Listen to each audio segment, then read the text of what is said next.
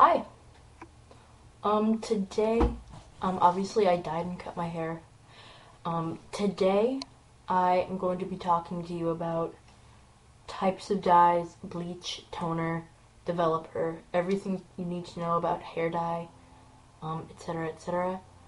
And obviously I'm 14 years old, so I'm not a professional, um, but I'm actually going to go to cosmetology school in 10th grade. So, and I know just a hell of a lot about hair because many friends are hairstylists, and I'm going to hair school, so I've been studying and stuff. Um, so first, I'm going to talk to you about semi-permanent dyes. A semi-permanent dye. There's two types of semi-permanent dye. There's a one-step, such as Manic Panic, where it's just a conditioner. It's just kind of like a conditioner that has coloring in it, and it stains porous hair. And I don't have any with me. And there's the tube type, the professional tube type that you use with developer, and it just deposits, and it stains your hair, and so does the other type, the tube type that you mix with developer.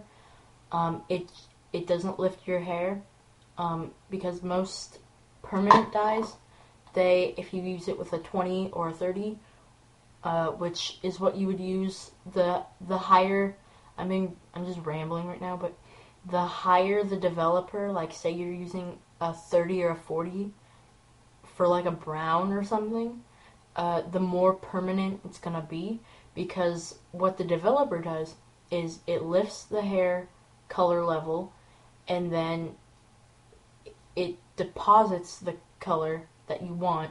So because it's taken out your natural color, or the color that you've already dyed it, it's got more room for the color that it's being dyed, if that makes sense.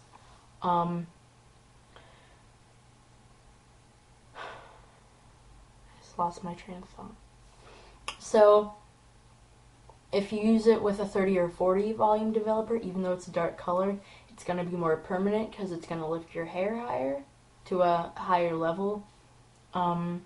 And those ones don't stain the hair. They actually go inside the hair, and they dye something that I think it's called melanin or melatonin or something like that. I can't really remember. But yeah, semi-permanent dyes, they don't lift like permanent dyes. And in my opinion, box dyes like Faria are the devil. You shouldn't use them ever unless your hair is like unimaginably healthy. Because box hair dyes, they have a lot of metallics in them. So if you're planning on bleaching your hair or something, like if you dye it like dark brown with a box dye and then plan on getting highlights at the salon, the metallics are going to react with the bleach, and it's going to be pretty damaging. So either your hair is going to be damaged, or you'll have to strip it, which is also kind of damaging. So I just don't recommend box hair dye from the drugstore ever. I recommend either getting it done by a professional or buying it yourself at a Sally Beauty Supply or something, because it's a lot healthier for your hair, and it's just much better. So permanent hair dyes, they, like I said, they lift the hair color, and then they deposit the hair color. And those ones, I think if you're an amateur colorist or something, you shouldn't use them, because if your hair's grown out to here, say you're dyeing it like dark brown and your hair grows out to here, and you recolor this is going to be a different color than this one, than this part, unless you color this too. And then there's going to be a band that's a different color than the rest of it, and especially if you're bleaching your hair, So it's just gonna put these weird stripes in your hair, and semi-permanent will wash out all the way. So only use permanent if you have like gray hair or really stubborn hair, or I don't know. So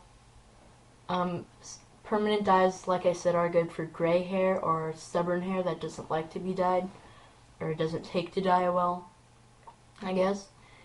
I hope I'm making sense.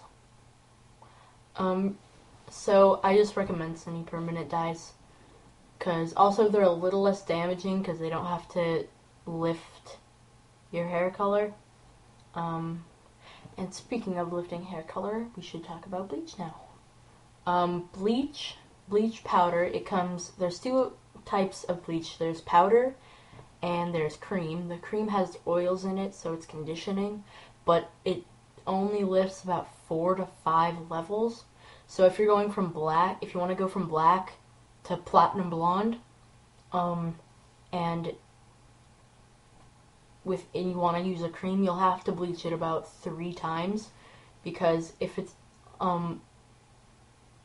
there's a system of levels hair color. There's 1 through 10. 1 is the darkest, 10 is the lightest, and it goes black, darkest brown, dark brown, medium brown, light brown, dark blonde, medium blonde, light blonde, and then palest blonde.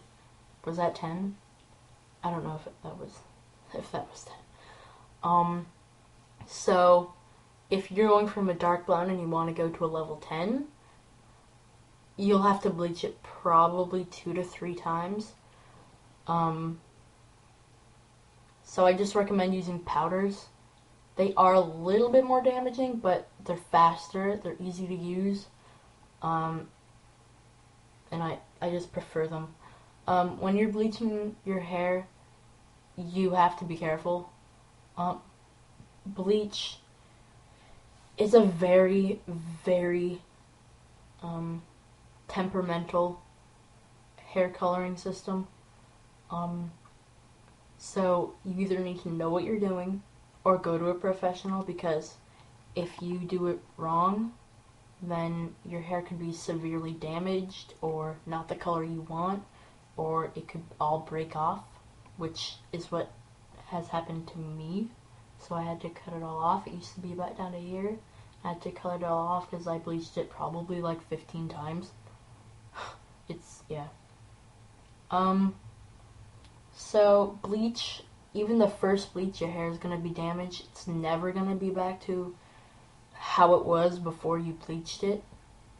It's always going to be like that until you cut it off, no matter what product you use, no matter how long you use it, because when you stop using that product, your hair is going to be crap.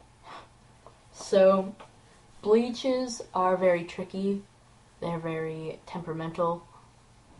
So if you are going to bleach your hair, definitely take caution, because the results can either be really good or they can be really bad. So after you've bleached your hair, it's going to be yellow, even if you use like a purple bleach. Some bleaches are blue, some are purple, some are just white. I recommend using purples because it's more tonal, so you don't have to leave on the toner as long. But even if you use a purple bleach, your hair is going to be quite yellowy, orangey color. Because black hair, it's very reddish, so when you lift it, it's going to be very red, orange, yellow in that area. So if your hair is orange, you're going to want to use a blue toner, such as Wella's Color Charm T14 Silver Lady. That's Silver Lady. Because blue is the opposite of orange, and they neutralize each other. So if I was to put orange in my hair would turn brown, or like silver or something. It would most likely turn brown. So they neutralize each other so that your hair becomes either ashier, or you can mix them with golden blue so that they're kind of like honey colored.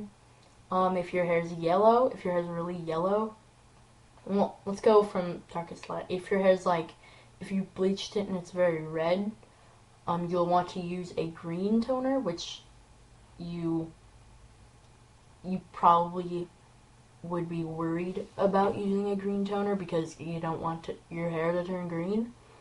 But green counteracts red. They're opposites of each other on the color wheel. So you can mix them together. You can, if you have red hair, you can put green on it and it'll turn brown, neutralize it, and be a cooler brown color. So orange, blue, and toner. So if you've got yellow hair, like pale, like banana yellow, which is what you'll want if you want a platinum blonde hair color, platinum blonde, or white, which white on the hair level spectrum would be an 11 or 10, 11 or 12. So, and it's scary to go white. I have white hair, and it's pretty scary. Be careful, because your hair will break off and stuff.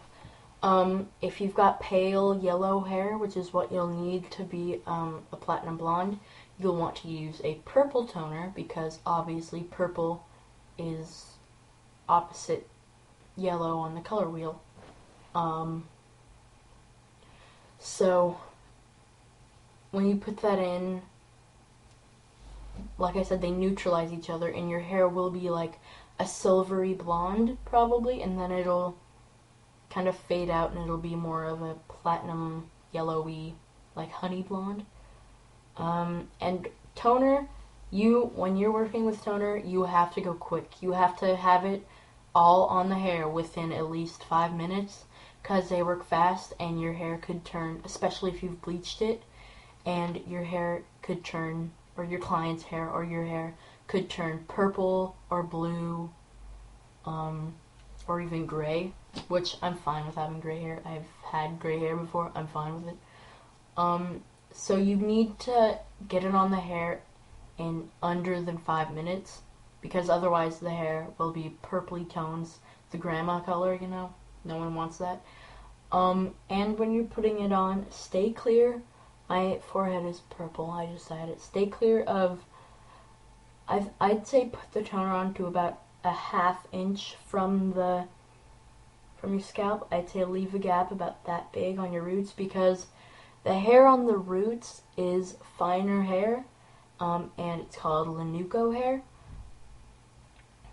Why did I make my hair like that?